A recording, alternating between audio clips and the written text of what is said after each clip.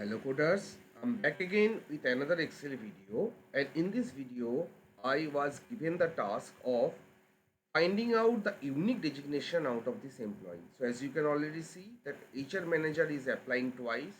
What we can do is that we can apply some filter in this way.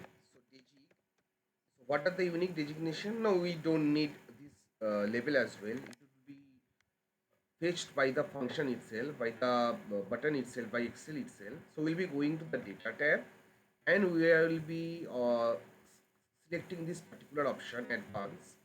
Now filter the list in copy to another location. So it is asking for the list range from which it is fetching the data.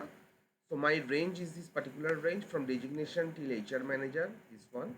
And I am concerned about copying it to this particular cell. Fine. And we are concerned about the unique records only. Now hit OK.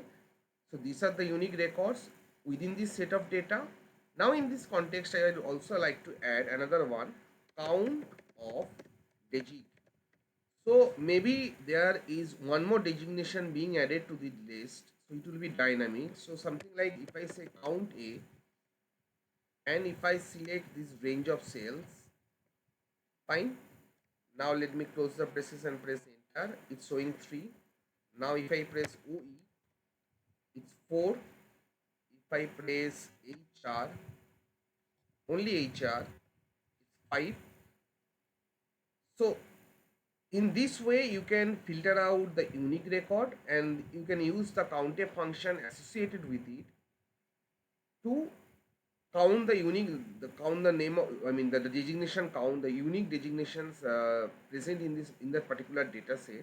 Also you can select this range of cells and in this particular status bar here it is showing count 5. Here also you can find the count of the unique designation in your in this particular data set. So that's all for this particular video. Thank you all guys and happy coding.